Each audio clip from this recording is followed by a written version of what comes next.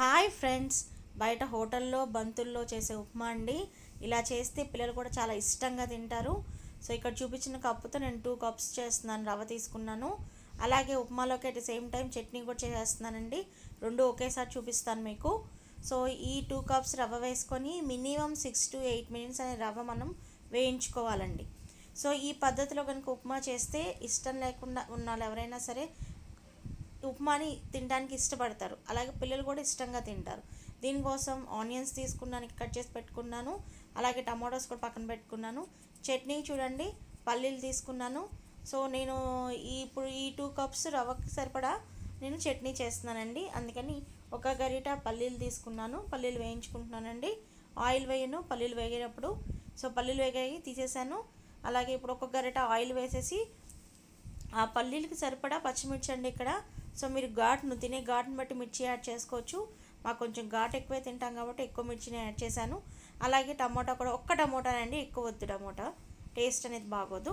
So ఈ లోపల చూడండి, మధ్యలో ఇది కల్పించుకుంటూ ఉండాలండి రవ్వని. సో రవ్వ 6 to 8 minutes కంపల్సరీ వేగాలండి.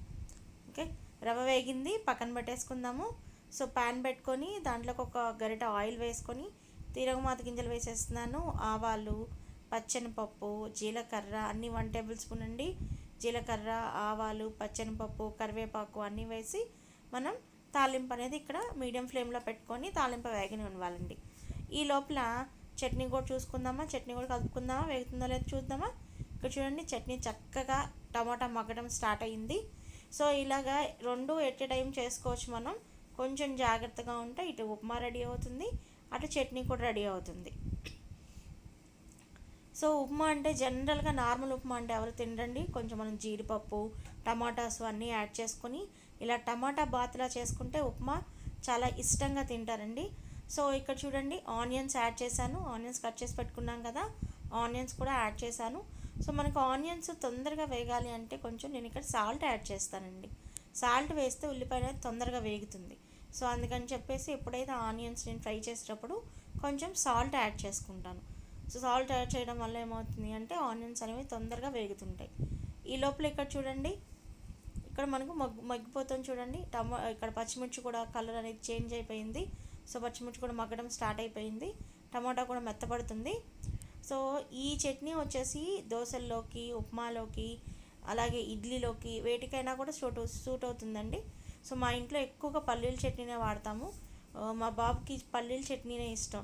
మిగతా రోటి పచ్చళ్ళు ఏది పెట్టినా కానీ తినడు. అందుకని మాకు డైలీ ఈ చట్నీ అనేది కామన్ అండి. ఏ టిఫిన్ అయినా కానీ మాకు ఆ చట్నీ కామన్. ఇక్కడ చూడండి, ఉల్లిపాయ మగ్గింది కదా. ఇప్పుడు కొంచెం ఆ మగ్గిన తర్వాత టమోటాని కట్ చేసుకొని టమోటా వేసుకున్నాం. సో టమాటా ఇక్కడ నిలువు చీలికలుగా వేసుకుంటాను టమాటా బాత్కి.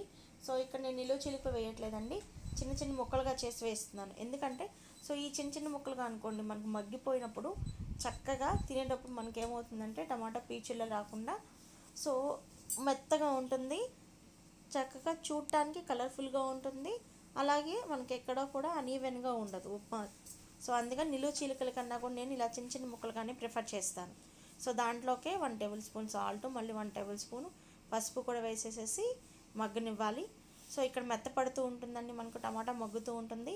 ఈ లోపల ఇక్కడ చూడండి, చట్నీలోకి నేను మళ్ళీ ఒక చిన్న కొబ్బరి ముక్క అండి, ఒక హాఫ్ కొబ్బరిని పగలు కొడతాం కదా, లేత కొబ్బరికాయ తీసుకున్నాను.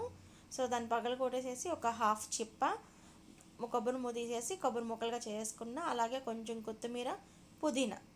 సో పుదీనా, కొత్తిమీర నేను కంపల్సరీగా ఏ పచ్చళ్ళలో అయినా యాడ్ చేస్తాను. ఎందుకంటే పుదీనా అనేది మనకు ఎలర్జీ సింటమ్స్ ఏమైనా ఉన్నా కానీ వాటిని తగ్గించడానికి ఇమ్యూనిటీ బూస్టర్గా పనిచేస్తుంది. అలాగే ఇక్కడ చూడండి, 1 tablespoon ఇక్కడ జీడిపప్పు తీసుకున్నాను. సో ఆయిల్తో కన్నా నేతితో వేయించుకుంటే జీడిపప్పు చాలా ఫ్లేవర్ బాగుంటుందండి. సో అది మీ చాయిస్. సో జీడిపప్పు నేను ఇక్కడ వేయిస్తున్నాను. అలాగే ఇక్కడ చూడండి, టమాటా మగ్గిపోయింది కదా. సో బాగా మగ్గాలండి. ఇలాగా మగ్గినప్పుడు ఏ కప్పుతో రవ్వ తీసుకున్నాను, కప్పుకి 3 కప్పులు వాటర్ కలపాలి. సో ఇక్కడ వాటర్ కన్సిస్టెన్సీ బట్టే మనకు ఉప్మా అనేది దాని షేప్ అనేది వస్తుంది మనకు. సో పొడి పొడిలాడుతూ రావాలి, ముద్దగా రాకూడదు అనుకున్నప్పుడు ఒక కప్పుకి 3 కప్పుల వాటర్ నేను యాడ్ చేస్తున్నాను. సో ఇక్కడ చూడండి, బాగా కదుపుకుంటూ రవ్వని యాడ్ చేసుకోవాలి. సో ఉండకట్టకూడదు. సో అందుకని కదపటం ఆపద్దండి. మినిమం ఒక 5 మినిట్స్ వరకు అలాగే మనం గరిటెతో చక్కగా మొత్తం రవ్వ అంతా కూడా కలిసేటట్టుగా వాటర్లో కలిసేటట్టుగా కలుపుకోవాలి. ఎక్కడ ఉండకట్టనివ్వద్దండి. ఒకవేళ ఎక్కడైనా మీకు కడుతుంది అనుకుంటే కనుక దాన్ని ఇలాగా గరిటెతో గరిటె బ్యాక్ సైడ్తో అనుకుంటూ చక్కగా ఉండలు లేకుండా మొత్తం మనం రవ్వ అంతా కూడా కలుపుకోవాలి. చూసుకొని ఈవెన్గా స్ప్రెడ్ చేసుకోవాలి. ఇలా కలిపేటప్పుడు ఎప్పుడు కూడా సిమ్లో పెట్టుకోండి, హై సెగ పెట్టద్దు. హై సెగ పెడితే ఏమవుతుందంటే తొందరగా రవ్వ దగ్గరికి వచ్చేసి ఉండగట్టేస్తుంది. కాబట్టి ఎప్పుడైతే మనం రవ్వ యాడ్ చేస్తున్నామో రవ్వ యాడ్ చేసేటప్పుడు సెగ అనేది పెంచకుండా సిమ్లో ఉంచుకొని మనం నెమ్మదిగా మొత్తం ఈ రవ్వ అంతా కూడా వాటర్లో కలిసేటట్టుగా కలుపుకోవాలి, ఉండలు లేకుండా చూసుకోవాలి. సో అది 5 to 7 మినిట్స్ ఖచ్చితంగా మీరు కదుపుతూనే ఉండండి. సో అప్పుడు మీకు ఏమవుతుందంటే ఉప్మా అనేది ఉండలు కట్టకుండా చక్కగా వస్తుంది. సో ఇలా కలుపుకున్న తర్వాత మనం ఆల్రెడీ జీడిపప్పు వేయించి పెట్టుకున్నాం కదా, ఆ జీడిపప్పు తీసుకొచ్చేసేసి ఈ ఉప్మాకు వేద్దాం. సో ఇక్కడ జీడిపప్పు చూడండి, ఫస్టే కలపచ్చు కదా అని అంటారేమో, వాటర్లో జీడిపప్పు నానితే దాని టేస్ట్ వేరేగా వస్తుందండి. అందుకని నేను ఫస్ట్ యాడ్ చేయలేదు. ఇక్కడ వేయించుకున్న తర్వాత జీడిపప్పుని తీసుకొచ్చి దీనికి యాడ్ చేయడం వల్ల ఏమవుతుందంటే జీడిపప్పు అనేది మెత్తపడకుండా ఉంటుంది, దాని ఫ్లేవర్ దానికి ఉంటుంది. అలాగే లాస్ట్లో కొంచెం నెయ్యి కూడా యాడ్ చేస్తున్నాను. సో నెయ్యి యాడ్ చేసుకోవచ్చు, లేదా కొంతమంది చీజ్ కూడా యాడ్ చేస్తారు. చీజ్ యాడ్ చేయడం వల్ల కూడా ఉప్మాకి టేస్ట్ అనేది చాలా బాగా వస్తుందండి. సో అందుకని ఇక్కడ నేను నెయ్యి యాడ్ చేస్తున్నాను, ఇంట్లో ఉండే నెయ్యి కాబట్టి. సో నెయ్యి జీడిపప్పు యాడ్ చేసి మళ్ళీ ఒకసారి చూడండి ఇలా కలుపుకొని మనకు బాండీ మీద మూత పెట్టేసేసి ఒక 3 to 5 మినిట్స్ అనేది మనం అలా వదిలేయాలండి. సో ఇదేంటంటే మనకు మీడియం ఫ్లేమ్లో అక్కర్లేదు, సిమ్లో పెట్టేసుకొని 3 to 5 మినిట్స్ వదిలేయాలి. ఇక్కడ చూడండి చక్కగా వచ్చేసింది ఉప్మా చూడండి. సో నెక్స్ట్ ఇంకా పొడిలాడుతూ రావాలి అనుకున్న వాళ్ళు ఏం చేస్తారంటే ఇంకొక 2 మినిట్స్ ఎక్కువ మూత పెట్టేసి వదిలేసేయండి. అప్పుడు మీకు ఉప్మా అనేది చక్కగా పొడిలాడుతూ వస్తుంది. ఆ ఉప్మాలోకి ఇదిగోండి కొబ్బరి పల్లీలు కాంబినేషన్ చట్నీ చాలా బాగుంటుంది. సో ఉప్మా అంటే ఇష్టం లేని వాళ్ళు కూడా ఈ టమాటా బాత్ని తింటారు. Please like, share and subscribe. For more recipes కోసం బెల్ ఐకాన్ క్లిక్ చేయండి. Don't forget.